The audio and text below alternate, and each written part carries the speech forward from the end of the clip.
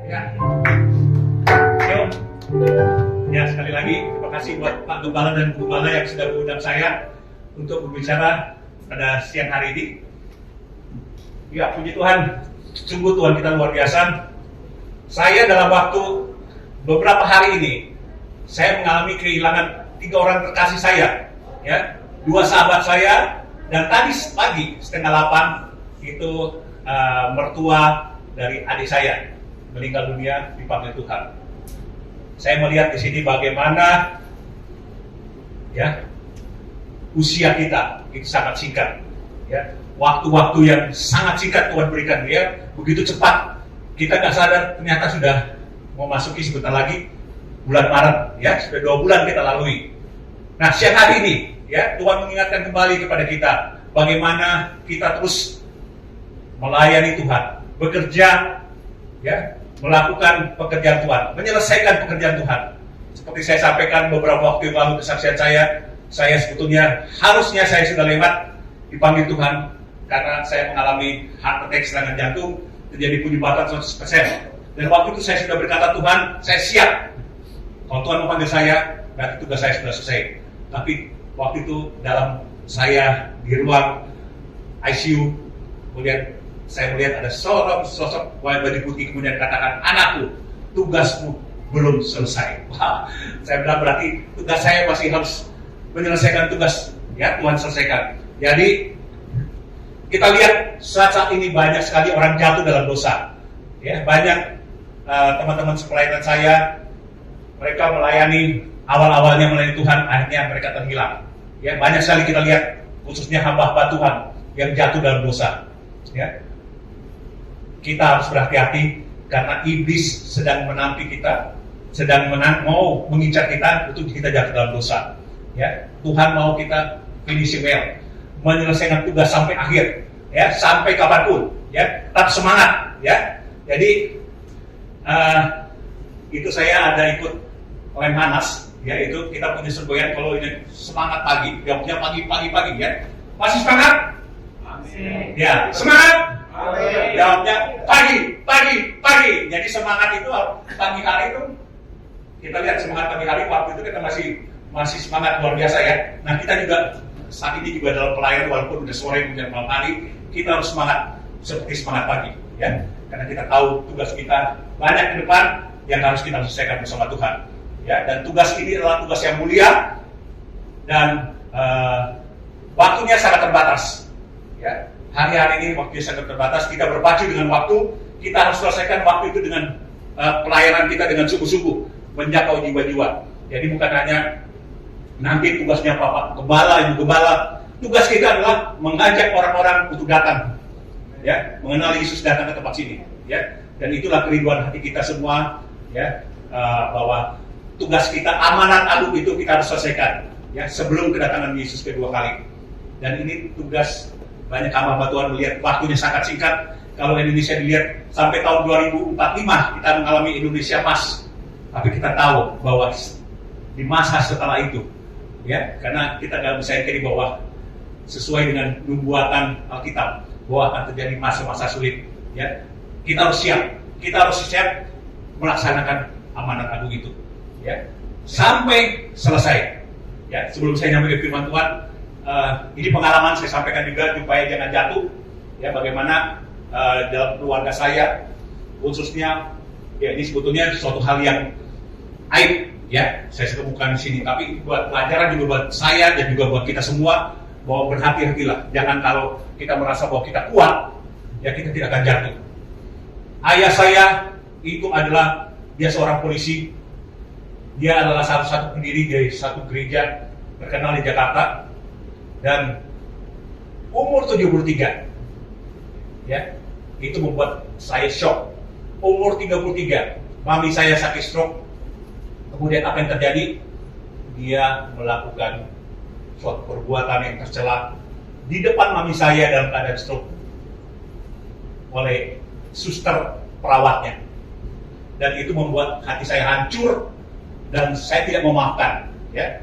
Dan itu membuat kita sekeluarga itu mengalami trauma yang luar biasa. Tapi puji Tuhan kita boleh mengalami pemulihan kita boleh mengasihi, mengampuni papi saya. Singkat cerita, dalam waktu kurang lebih hampir 12 tahun, saya berdoa supaya papi saya itu diberi kesempatan oleh Tuhan mengenal Tuhan. Dan puji Tuhan, Tuhan mendengarkan apa yang menjadi keinginan saya. Setelah 12 tahun, papi saya ini udah pindah ke agama keyakinan yang lain, ya.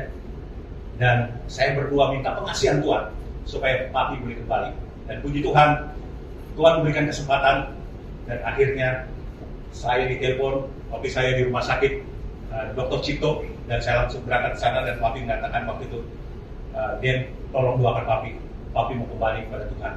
Dan saya layani dia, saya berdoa, dan puji Tuhan, akhirnya dia terima kembali pembaharuan, lahir kembali, ya, dia bertobat. Dan singkat cerita, waktu itu dia meninggal, dan karena dia sudah pindah agama, dari gereja nggak mau kuburkan, nggak ada yang berani pendeta yang mau menguburkan karena KTP-nya sudah pindah. Dan puji Tuhan, pada waktu itu yang mau, karena saya tahu masalahnya benar, ya, saya melayani papi saya, pertobatan papi saya, dan akhirnya yang menguburkan itu dikubur upacara penguburan saya, ya. Dan saya bersyukur kepada Tuhan, Tuhan masih memberikan kesempatan. Nah, kalau kita masih diberi kesempatan, jangan sia-siakan, ya.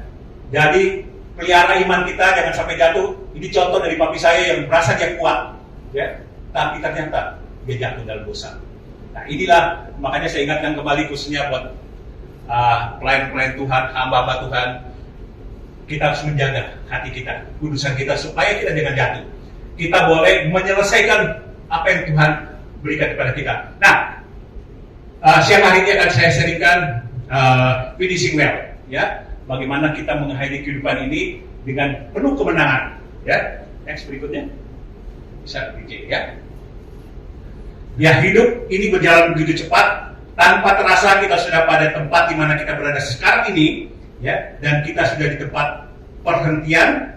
Nah, adakah yang masih harus menempuh perjalanan jauh, ya? Ya, saya, Pak Gembala, kita udah usia yang, ya, istilahnya dalam firman Tuhan itu umur 70 tahun, ya, sudah mendekati, ya. Oleh karena itu kita harus semakin tekun melayani Tuhan, mengejar tugas yang belum selesai. Ya, saya sering jawab, siapa yang mau masuk surga? Angkat tangan. Siapa yang mau duluan? Yang mau. Ya, semua kita tahu itu, kita pasti kita masuk surga, ya, kalau kita dalam Tuhan. Tapi kita percaya bahwa apa yang harus kita lakukan bukan target kita lah surga. Bagaimana sebetulnya hidup kita ini, ya, menjadi serupa seperti Kristus. Karakter Kristus itu ada dalam hidup kita. Ini yang paling penting.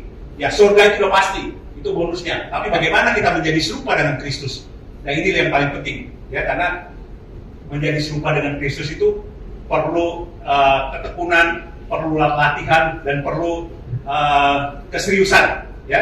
Karena kalau kita nggak serius, hidup sekarang ini kita akan bisa jatuh di dalam dosa, ya.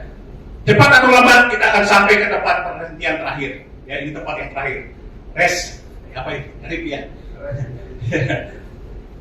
Nah, pada saat kita menjalan, kita akan berhenti. Masalahnya apakah kita akan mengakhiri perjalanan kita dengan penuh kemenangan? Nah, ini tanda tanya, ya.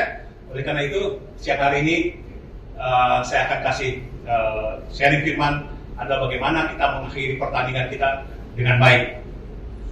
Berikutnya, ya, ini Paulus, dia dalam 2 Timotius 4 ayat 6, Paulus menuliskan mengenai diriku, darahku sudah mulai dicurahkan sebagai persembahan dan kematianku sudah dekat.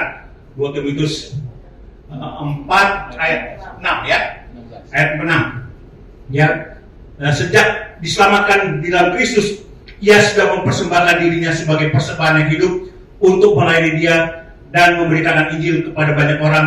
Sekarang ia akan menyempurnakan persembahan itu dengan mengorbankan kehidupannya bagi Tuhan. Kita lihat bagaimana Paulus setelah dia adalah seorang penganiaya, orang Kristen, tapi setelah dia hidup baru dan hidup dalam Tuhan, dia menderita, ya, untuk penginjilan.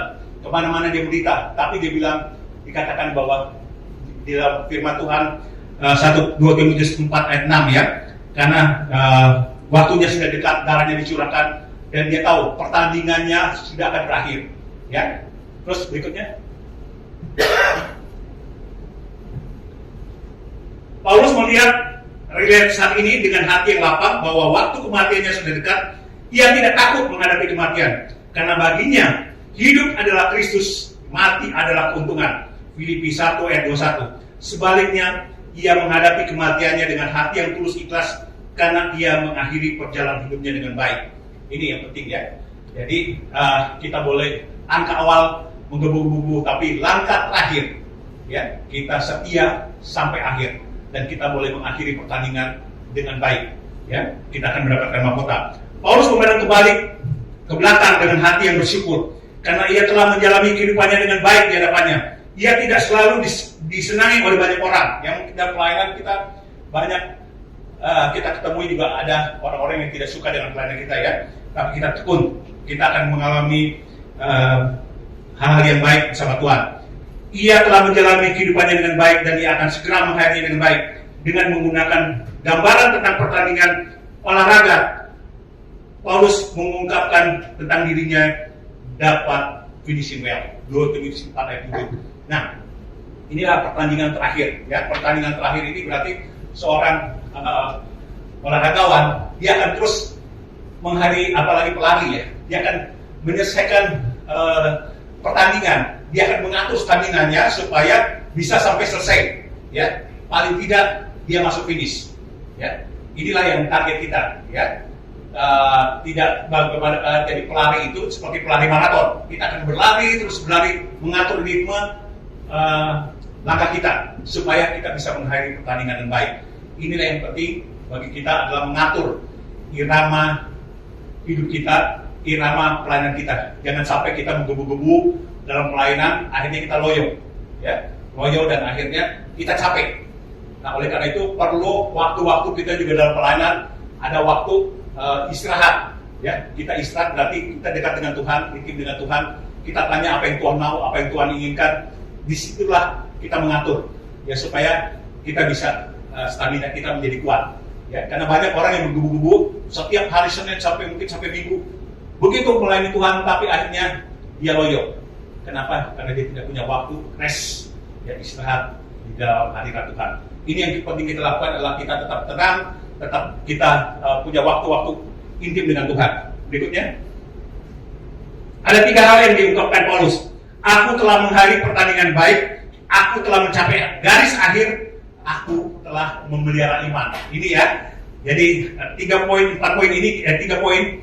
Dia telah mengakhiri pertandingan dengan baik dan telah mencapai garis akhir. Ini yang penting, garis akhir, dan telah memelihara iman. Iman kita ini harus kita pelihara sampai akhir. Jangan sampai di tengah jalan, saya contohkan tadi, ya, itu terjadi, ya, puji Tuhan untuk bapak saya bisa kembali. Nah, ini ada satu lagi contoh nih, yang mungkin pernah dengar, yang orang-orang gereja pasti dengar, itu ayah saya, bukan ayah saya, paman, adik dari papi. Itu karena masalah keluarga, akhirnya dia pindah keyakinan, dan dia menjadi keyakinan seberang. Dia bahkan pernah ya ke Arab sana, dan waktu itu saya terus selain saya berdoa, tapi Tuhan tidak pernah memberikan kesempatan. Karena waktu itu dia sudah menjadi gembala, jadi pendeta. Nah, ini kalau kita mungkin yang biasa-biasa aja, mungkin kalau kita jatuh masih Tuhan kasih kesempatan. Tapi kalau dia seorang pendeta, gembala, dia jatuh, wah itu doa. Jadi jangan menyakiti hati Roh Kudus, itu dianggap murtad dan Tuhan tidak memberikan kesempatan. Dan saya sangat sedih sekali karena om saya ini tidak bisa kembali. Ya, ini satu pelajaran bagi kita, ya, bagaimana kita tetap teguh pelihara iman kita, jangan sampai jatuh. Ya, ini hari-hari ini banyak sekali orang karena perkawinan segala macam pindah agama, pindah keyakinan atau pekerjaan, pindah agama. Kita harus pegang teguh. Iman kita ini yang penting. Iman kita, ya, kita tahu iman kita adalah Kristus. Ya, ada masalah, ada persoalan apapun juga kita jangan goyang. Ya, berikutnya, ya, Paulus memandang ke depan dengan hati penuh sukacita, dengan penuh keyakinan dia berkata, sekarang telah tersedia bagiku mahkota kebenaran yang akan dikaruniakan kepadaku oleh Tuhan, Hakim yang adil pada harinya, tetapi bukan hanya kepadaku, melainkan kepada semua orang yang merindu kedatangannya. 2 Timotius 4:8. Jadi berlaku untuk kita semua, Ya, Tuhan bilang itu berlaku untuk semua kita semua. Ya, Paulus mengatakan ya, dan bukan berlaku untukku, tapi kepada semua orang yang merindukan kedatangan Tuhan. Ya, kedatangan Tuhan kita berharap kita bisa menyambut, kita bisa rapture, kita bisa menyambut kedatangan Tuhan di atas awan-awan, dan Tuhan bisa katakan kamu adalah orang yang setia, orang yang memelihara iman. Ya, perjalanan hidup kita suatu hari akan berakhir. Marilah kita menjalani kehidupan ini dengan baik, sehingga kita kelak dapat mengakhirinya dengan baik. Biarlah yang pada saat ini kita dapat berkata seperti kawan berkata, Rasul Paulus berkata, aku telah mengakhiri pertandingan baik, dan aku telah mencapai garis akhir, dan aku telah mencari iman. 2 Timotius 4 ayat 7. Ya, jadi yang penting adalah finishing well. Ini yang penting ya. Berikutnya, ya. Terus berikutnya nih, lanjutnya. Ya, ini tadi saya bilang sebelumnya, itu banyak hamba Tuhan yang menurut penelitian saya baca dalam satu artikel 15% bisa sebelumnya. Ya. Menurut dokter, saya baca dalam satu buku, Dr. Robert Clinton dalam bukunya The Making of Leader, hanya 15% hamba Tuhan, ya, yakni kita semua yang masuk garis finish, dan itu terlalu sedikit, ya, terlalu sedikit. Dan tugas kita adalah kita harus menambah. Jadi persentase 15% ini sedikit sekali, ternyata banyak orang yang terhilang. Ya, ini dikatakan menurut ini saya buku ini 50% hamba Tuhan tidak menyelesaikan pertandingan dengan baik. Nah, ini kita harus hati-hati, jadi jangan sampai kita masuk terbilang daripada 15% ini. Ya. Berikutnya, nah ini yang menjadi penghalang kita untuk sampai pertandingan iman. Itu adalah yang pertama adalah masalah keluarga. Ya, jadi keluarga ini penting banget. Jadi pasangan suami istri ini harus sama-sama, jangan sampai pincang. Pasangan ini harus seiman, ya. Jangan sampai karena cinta atau segala macam akhirnya kita menjadi pasangan yang berbeda. Itu banyak contoh seperti om saya, dia pindah keyakinan, akhirnya iman dia tidak bisa beriman. Ya, kita harus dalam pernikahan juga, ya, kita harus betul-betul harus seiman suami istri. Karena banyak kita tidak bisa menyelesaikan pertandingan akhir karena masalah keluarga, masalah anak. Itu yang akhirnya memisahkan kita, ya. Nah, ini menjadi penghalang kita untuk bisa mencari pertandingan iman. Dan kemudian adalah masalah seksual. Nah, ini saya bilang contoh dari papi saya karena masalah pendampingan seksual, berpikir yang pendek, akhirnya dia melakukan hubungan yang tidak wajar, ya. Dan hati-hati, ya. Perselingkuhan seks ini luar biasa dipakai iblis untuk menjatuhkan keluarga-keluarga. Oleh karena itu kita harus membimbingi kita, maka perlunya kita mengalami hidup dalam persekutuan, dalam komsel, saling membangun, menguatkan iman, supaya kita jangan jatuh dalam dosa seks ini. Ya, ini yang membuat penghalang kita untuk masuk ke pertandingan iman. Ya, kemudian yang ketiga adalah masalah keuangan. Nah, ini sering masalah keuangan, nggak ada pekerjaan segala macam, akhirnya dia menjual diri, ya, kemudian dia menerima pekerjaan-pekerjaan yang tidak sesuai dengan firman Tuhan, misalkan jadi pelacur atau menjadi di dunia malam dan sebagainya. Ini karena masalah keuangan. Masalah keuangan ini membuat kita bisa jatuh dalam dosa. Juga masalah perpuluhan dan sebagainya. Ya, hati-hati, ya, karena masalah keuangan ini masalah yang sangat penting supaya jangan kita jatuh dalam dosa. Ya, berikutnya adalah masalah kesombongan. Nah, ini ya kita lihat banyak hamba-hamba Tuhan jatuh dalam dosa. Dia tidak bisa pertandingan, dia merasa hebat. Wah, ini gerejanya hebat, dia punya jemaat banyak. Akhirnya dia menjadi sombong. Kita harus hati-hati. Kesombongan ini, Lucifer bisa jatuh karena kesombongan. Ya, demikian juga jangan kita jatuh karena kesombongan. Berhati-hati. Itu semua karena anugerah Tuhan, semua karena kasih Tuhan. Apa yang kita terima itu ada semua karena kebaikan Tuhan. Ya, saya bilang tadi sama ibu saya kita sharing ya. Jadi kita juga dalam pekerjaan juga hati, jangan kita merasa sombong, ini kehebatan kita. Ya, pokoknya akhirnya kita menjadi sombong. Ya, oleh karena itu jaga hati kita agar kita jangan menjadi sombong. Yang berikutnya adalah masalah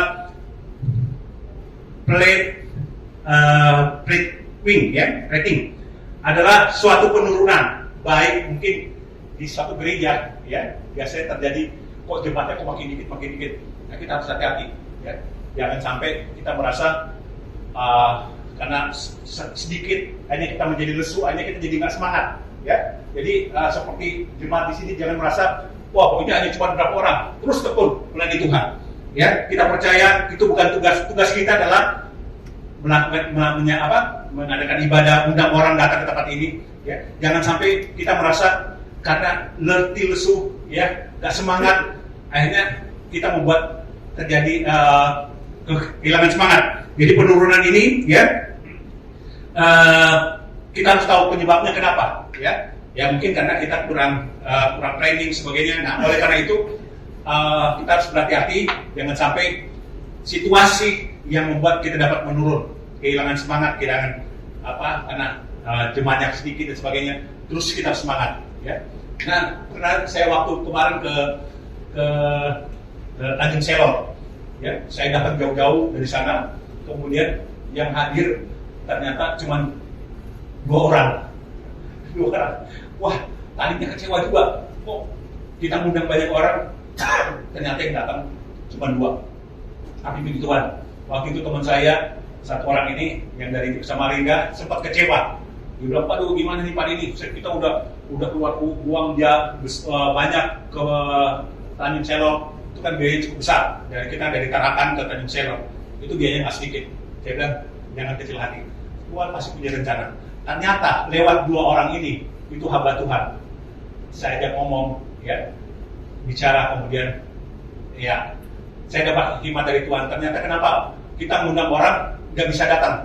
Karena ternyata dibikinnya hari Sabtu, banyak pelayanan di gereja, banyak keluarga. Saya bilang ini mungkin kita juga harus punya hikmat. Tanya sama Tuhan. Jadi jangan bikin hari Sabtu.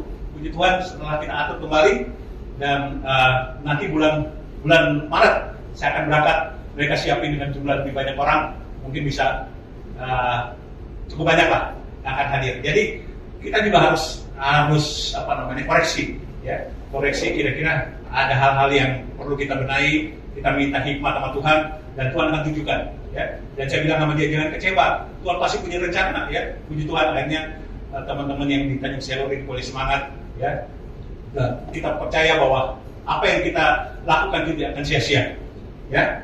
Itulah masalah besar, ya, atau masalah yang di gereja atau jemaat tidak dapat menyadarinya sehingga kita membuat yang dulunya melayani secara on fire, berapi-api, sekarang ini malah ada masalah, kemudian melarikan diri dari pelayanan atau resign, padahal melayani adalah keputusan Tuhan dan komitmen.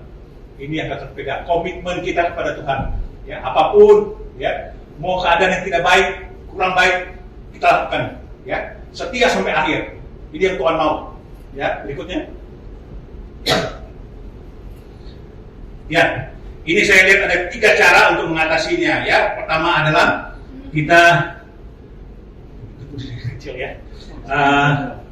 Kita harus beradaptasi, ya. Beradaptasi, kita harus kalau mungkin ada perubahan kita harus rubah, ya. Kita harus belajar perubahan.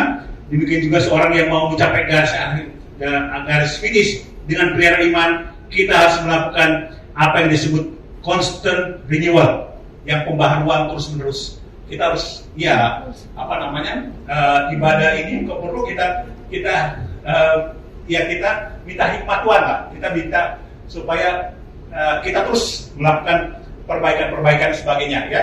Saya kemarin ini dengan Pak Gembala, saya bilang coba datengin kantor-kantor di sini, ya, undang mereka, ya, yang persekutuan di dekat sini untuk datang ke sini, jadi kita bisa kerjasama. Jadi itulah hikmat Tuhan yang Tuhan berikan kepada kita. Tapi saya percaya, ya, Pak Gembala udah di sini, Tuhan tidak akan pernah membiarkan dengan sia-sia, ya. Pasti Tuhan punya rencana, ya. Kemudian yang penting adalah kita disiplin diri. Disiplin itu tidak mudah, ya. Misalkan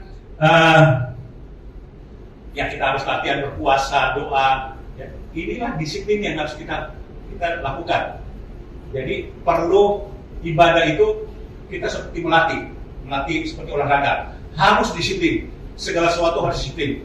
Masalah perpuluhan, masalah latihan. Jadi apa yang kita tetapkan, kita harus lakukan dengan memegang komitmen kita, ya, harus disiplin diri. Kemudian yang berikutnya adalah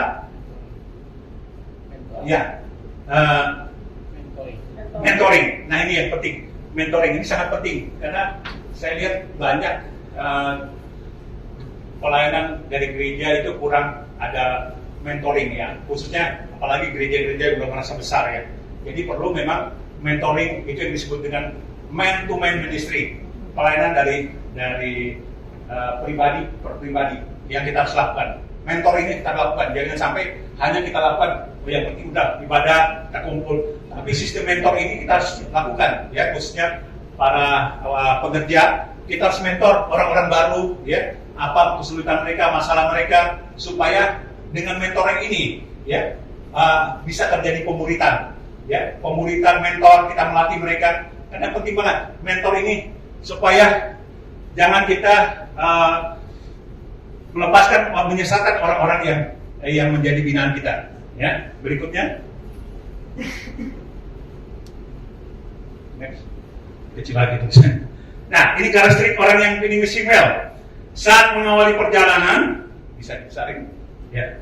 Saat mengawali perjalanan pertobatan, kebanyakan orang dipenuhi dengan segala impian hidup untuk menyenangkan dan berhasil dalam kita mengikuti Tuhan. Ya. Bukan itu ya. Namun ketika menghadapi kenyataan hidup, banyak masalah, orang yang baru bertobat mulai tawar hati, ya, kecewa, bahkan frustasi. Kita lihat di banyak orang-orang yang khususnya orang-orang baru ya, setelah mereka masuk mengharapkan suatu perubahan, ya, tapi ternyata apa yang kenyataan yang mereka terima tidak sesuai. Akhirnya mereka menjadi letih lesu dan mereka mundur. Tidak heran banyak orang yang menggebu-gebu pada awalnya, ya. Kemudian kita lihat di tengah jalan mereka kembali ke dunia lamanya. Mereka hanya bertahan mengasihi Tuhan selama 6 bulan, ya. Ini berdasarkan yang saya teliti ya. 6 bulan itu biasanya habis itu hilang. Yang makanya saya bilang istilahnya mutaber, mundur tanpa berita, ya. Jadi alasannya macam-macam. Wah, udah sibuk nih, Pak Gembala, saya udah sibuk, saya udah diberkati. Nah, kita harus hati-hati, ya. Kita harus melakukan sistem mentoring. Dan berikutnya karakteristik ya, yang pertama adalah kita harus punya hati yang tulus, motivasi yang benar, ya. Karena motivasi yang benar itu akan menentukan, ya, pelayanan kita. Ya, jadi pelayanan kita harus tulus, motivasi kita harus benar. Bagaimana kita melayani Tuhan? Karena kita tidak bisa membayar kebaikan Tuhan. Apa yang kita lakukan adalah kita mengasihi Dia, ya. Jadi perlu hati yang tulus, tidak ada motivasi yang lain karena mengharapkan dapat kedudukan atau apa, tapi kita punya hati yang tulus. Yang kedua, berikutnya, ya, memiliki jiwa dan roh yang berbeda dengan kebanyakan orang. Ini yang saya sebut selalu dengan spirit of excellence. Kenapa Daud itu sangat dikasih Tuhan? Karena dia punya spirit of excellence, ya, roh yang sempurna. Dia mengasihi Tuhan, dia melakukan dengan sepenuh hati. Kita lihat Daud ini banyak orang yang sebutnya gambaran kita. Dia juga jatuh dalam dosa, tapi kita lihat Daud adalah orang yang diperkenan oleh Tuhan, orang yang dikasih Tuhan karena dia punya roh yang berbeda. Siang hari ini saya percaya teman-teman kita bangun spirit itu, ya, roh yang dari Tuhan itu akan menguatkan kita, mengajar kita, membawa kita dalam kebenaran, ya. Jadi untuk menghadiri pertandingan ini, ya, kita sebagai anak kita harus setia, ya. Kita harus membangun jiwa dan roh kita harus kuat dalam Tuhan, dan roh itu akan mengajar kita, membimbing kita sehingga kita boleh setia sampai akhir. Yang Tuhan mau, apapun yang terjadi, kita boleh setia. Mau setia pada Tuhan? Amin. Ya, pemain musik kita nyanyikan. Lu mau cinta Yesus.